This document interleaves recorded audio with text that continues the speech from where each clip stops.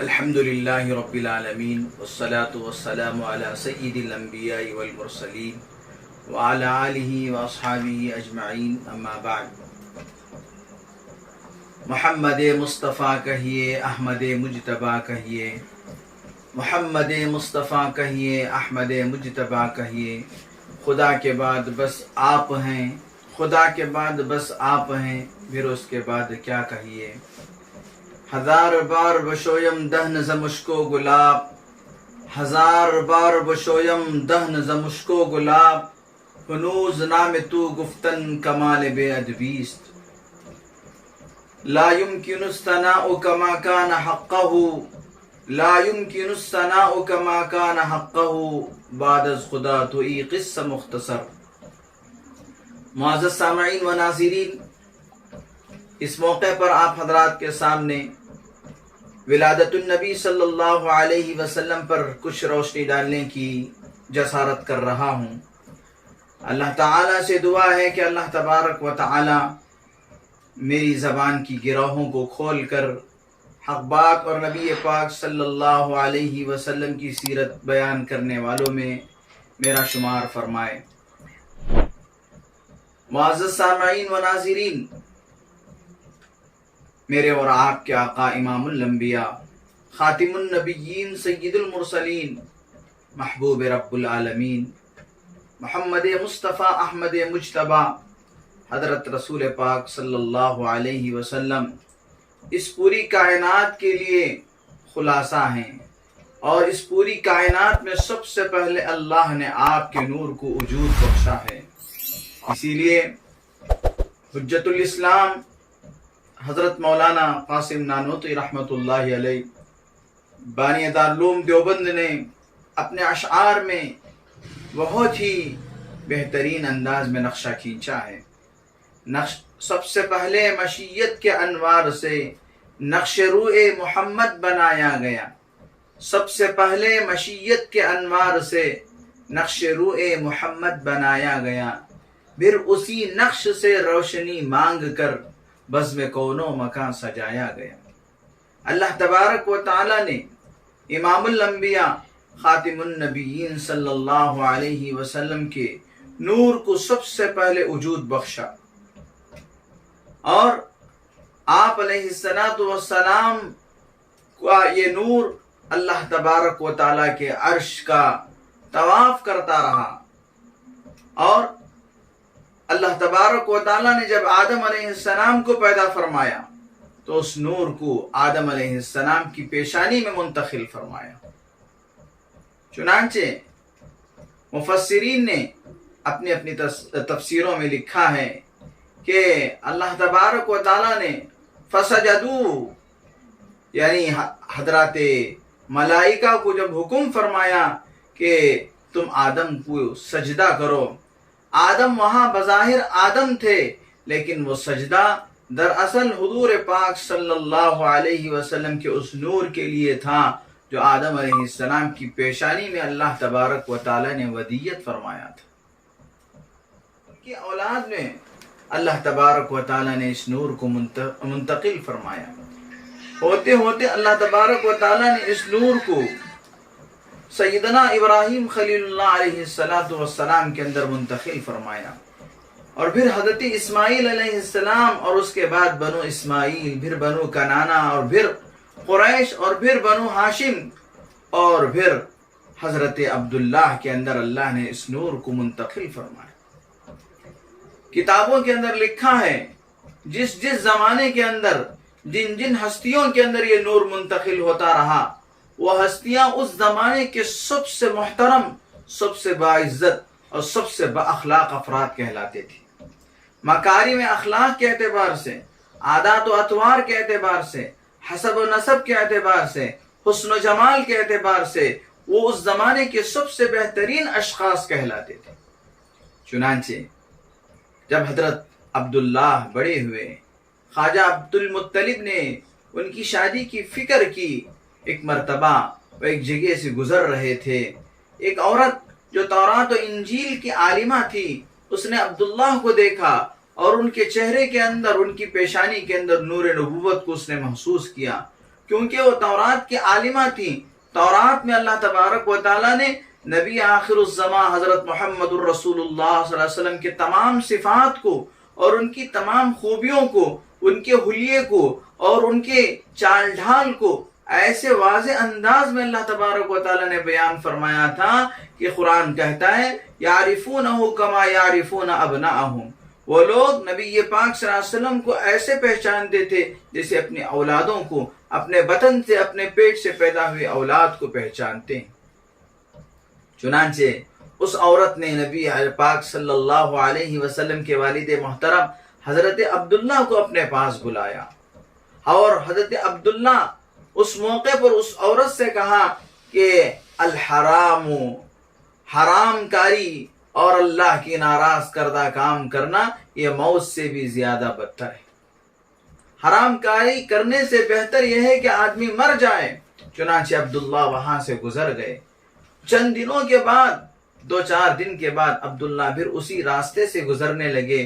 وہ عورت دوبارہ حضرت عبداللہ کو اپنے پاس بلا کر پوچھا کہ اتنے دن تم کہاں رہے؟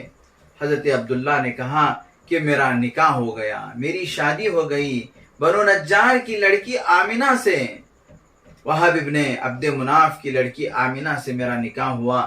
میں 2-4 دن وہاں ٹھہرا رہا اور اب میں اپنے کام پر جا رہا ہوں۔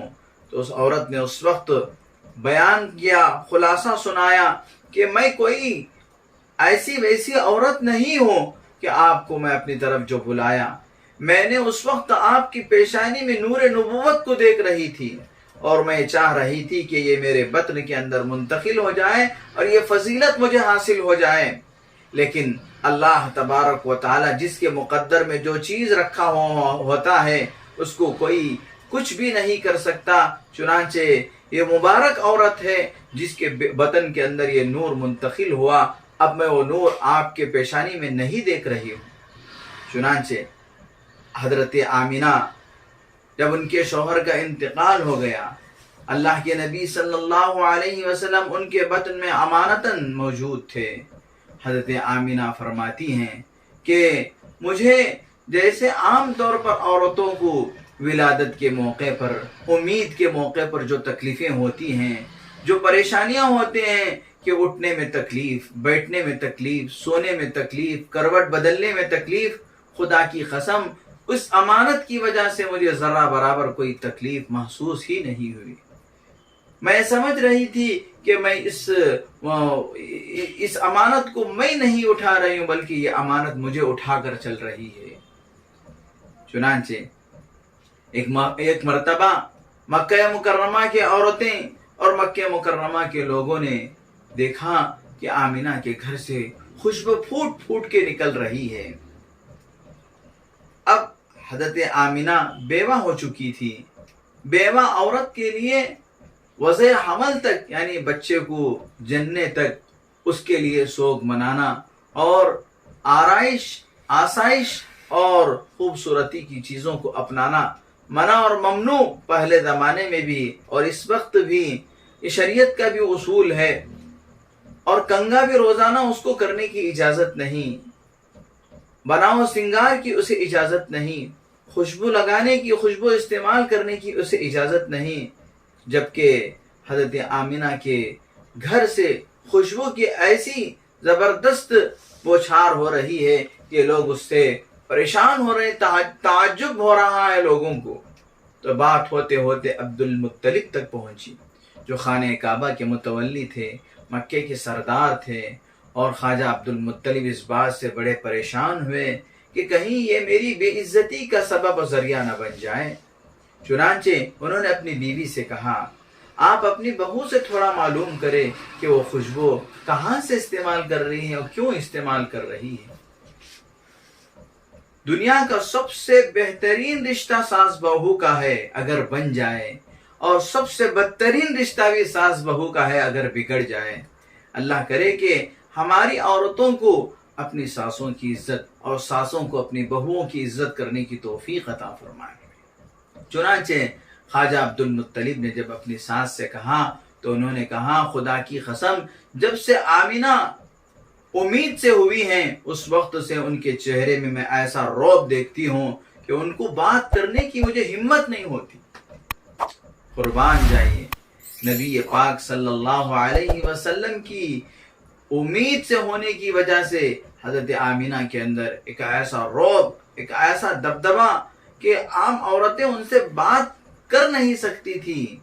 چنانچہ خواجہ اور انہوں نے یعنی حضرت عبد المطلب کی بیوی نے ایک واقعہ سنایا کہ میں ایک رات آمینہ کے کمرے میں روشنی دیکھی اور میں نے سوچا کہ کسی درد کی وجہ سے، کسی پریشانی کی وجہ سے چراغ جلا کے آمینہ کچھ کر رہی ہیں۔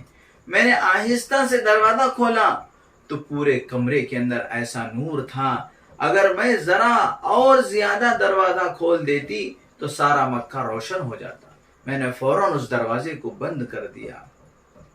چنانچہ عبد المطلب خود آگے بڑھ کر اپنی بہو سے بڑے پیارے انداز سے پوچھا کہ بہو بتاؤ، یہ خوشبو آپ کو کون لا کر دیتا ہے؟ یہ خوشبو آپ کیسے استعمال کرتی ہیں؟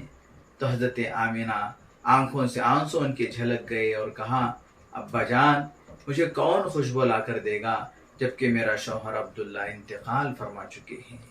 یہ خوشبو مجھے کوئی نہیں لا کر دے رہا ہے، بلکہ معاملہ یہ ہے کہ جب سے یہ امانت میرے پیٹ میں آئی ہے، میرے پسینے سے کیا، جب میں تھوکتی ہوں تو اس تھوک سے بھی ایسی خوشبو نمودار ہوتی ہے جس سے میں خود حیران اور پریشان ہوں۔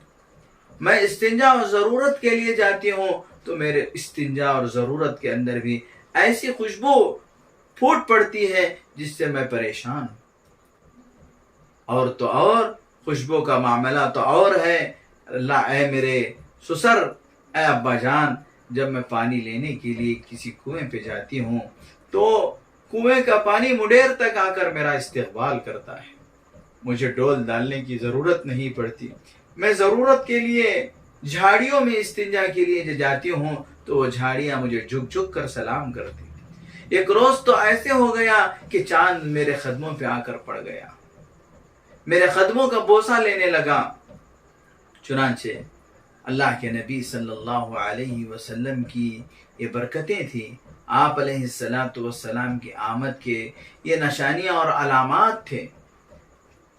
جب اللہ کے نبی صلی اللہ علیہ وسلم 12 ربیع الاول کی تاریخ، پیر کا دن تھا، صبح سویرے آپ صلی اللہ علیہ وسلم پیدا ہوئے۔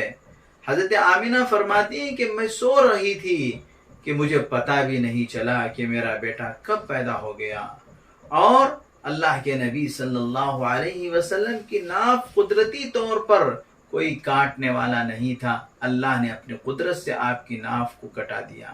کٹی ہوئی ناف کے ذریعے سے آپ پیشانی کے بل سجدے میں پڑے ہوئے ہیں، اور پھر اللہ کے نبی صلی اللہ علیہ وسلم سجدے سے جب کروٹ بدلی ہے تو آپ علیہ السلام اپنے سیدھے ہاتھ کے ذریعے کلمے کی انگلی کو آسمان کی طرف اٹھائے رکھا، گویا کہ آپ بچپن ہی میں اللہ کی وحدانیت کی گواہی دے رہے ہیں۔ اس کے بعد مکہ مکرمہ کے اندر اس زمانے میں ایک یہودی رہتا تھا جو تورات و انجیل کا عالم تھا۔ اس نے لوگوں سے پوچھا کہ آج مکہ مکرمہ کے اندر کوئی بچہ پیدا ہوا ہے؟ لوگوں نے کہا ہاں، عبد المطلب کا پوتا، عبداللہ کا بیٹا جو عبداللہ کی دنیا سے پردہ فرما گئے ہیں، آمینہ کے گھر پیدا ہوئے ہیں۔ اس نے آپ صلی اللہ علیہ وسلم کو دیکھنے کی غرض سے آیا، اور اس نے اپنی کتابوں میں پڑھا ہوا تھا کہ نبی آخر الزمان جو پیدا ہوں گے وہ مختون پیدا ہوں گے، یعنی ان کی ختنہ پہلے ہی سے ہو چکی ہوگی۔ اس نے اس علامت کو دیکھنے کی کوشش کیا، لیکن اسی وقت اللہ تبارک و تعالیٰ نے ایسا نور نمودار فرمایا جس کی وجہ سے وہ دیکھ نہیں سکا۔ اللہ کے نبی صلی اللہ علیہ وسلم کی پیدائش کی خبر جب عبد المطلب کو ہوئی تو وہ اپنی بہو کے پاس آئے اور آ کر پوچھا کہ بیٹی، اس پیارے بیٹے کا تم نے کیا نام سوچا ہے؟ حضرت آمینہ نے کہا ابا جان، میں کیا سوچ سکتی ہوں، جب سے یہ امانت میرے پیٹ میں آئی ہے میرے دل و دماغ پر ایک ہی نام گردش کر رہا ہے، وہ ہے محمد۔ حضرت عبد المطلب نے نام کو سن کر حیرت و تعجب میں پڑ گئے کہ اتنا بہترین نام کبھی میں نے سنا نہیں۔ چنانچہ اللہ کے نبی کے نام میں 2 میم ہیں، جب ہم آپ صلی اللہ علیہ وسلم کا پیارا نام لیتے ہیں تو ہمارے ہونٹ آپس میں چوم لیتے ہیں. کتنا پیارا نام ہے. محمد کا معنی یہ ہے کہ عرش والے جس کی تعریف کرے، فرش والے جس کی تعریف کرے، ملائکہ جس کی تعریف کرے، انبیاء جس کی تعریف کرے، اولیاء جس کی تعریف کرے، اتقیاء جس کی تعریف کرے، مفسرین جس کی تعریف کرے، محدثین جس کی تعریف کرے، پورے درند چرند پرند جس کی تعریف کرے، اس کو کہتے ہیں محمد. محمد وہ نام ہے جس میں آدم کی صفات ہو، جس میں ابراہیم علیہ السلام کی خلت ہو، جس میں اسماعیل علیہ السلام کی قربانی و ایثار ہو، جس میں نوح علیہ السلام کی فصاحت و بلاغت ہو، جس میں حضرت عیسیٰ علیہ السلام کی تبلیغ ہو، جس میں حضرت موسیٰ علیہ السلام کا جاہ و جلال ہو، جس میں حضرت یوسف علیہ السلام کی خوبصورتی ہو، جس میں یعقوب علیہ السلام کی فصاحت و بلاغت ہو، جس میں ایوب علیہ السلام کا صبر ہو، جس میں یونس علیہ السلام کی جفا کشی ہو، اس کو محمد کہا جاتا ہے. گویا کہ اللہ تبارک و تعالیٰ نے تمام انبیاء علیہ السلام کے اوصاف و صفات کا گلدستہ بنا کر آپ علیہ السلام کو پیش فرمایا. محمد یہ تمام صفات حمیدہ اور صفات بہترین صفات کا گلدستہ ہے. اللہ تبارک و تعالیٰ نے آپ علیہ السلام کو بڑا حسین و جمیل پیدا فرمایا. چنانچہ آمینہ نے اپنے سسر کا ہاتھ پکڑ کے بچے کو دکھانے کے لیے لے جاتی ہیں اور کہتی ہیں کہ آپ نے جب ایسا نام نہیں سنا ہے تو ایسا بیٹا بھی آپ نے کہیں دیکھا؟ حضرت عبد المطلب جو ہی امام الانبیاء کے چہرے مبارک کو دیکھتے ہیں تو پکار اٹھتے ہیں کہ میں عرب کا سردار ہوں، مکے کا متولی ہوں، میں نے بہت سارے بچے دیکھے لیکن ایسا حسین و جمیل بچہ میں نے کبھی نہیں دیکھا. فوراً اسی وقت جبرائیل علیہ السلام ساتوں آسمان سے تشریف لاتے ہیں اور کہتے ہیں کہ میں نے دنیا کی سیر کی ہے، مشرق و مغرب کو دیکھا ہے، شمال و جنوب کا چکر لگایا ہے، دنیا کے سینکڑوں بچوں کو میں نے دیکھا ہے لیکن ایسا خوبصورت بچہ میں نے کبھی نہیں دیکھا. غیب سے اللہ کی طرف سے آواز آتی ہے، اے جبرائیل، اے عبد المطلب، اے آمینہ، تم یہ کہتے ہو کہ ایسا بچہ ہم نے نہیں دیکھا، میں نے ایسا بچہ اب تک پیدا ہی نہیں کیا، تو تم کہاں سے دیکھ سکتے ہو؟ امام الانبیاء، خاتم النبیین، سید المرسلین حضرت محمد الرسول اللہ صلی اللہ علیہ وسلم کو اللہ نے ایسا خوبصورت بنایا کہ آپ کی زلفوں کی اللہ نے قرآن میں قسم کھائی، واللیل، آپ کے چہرے انور کے اللہ نے والضحیٰ کے ذریعے سے قسم کھائی.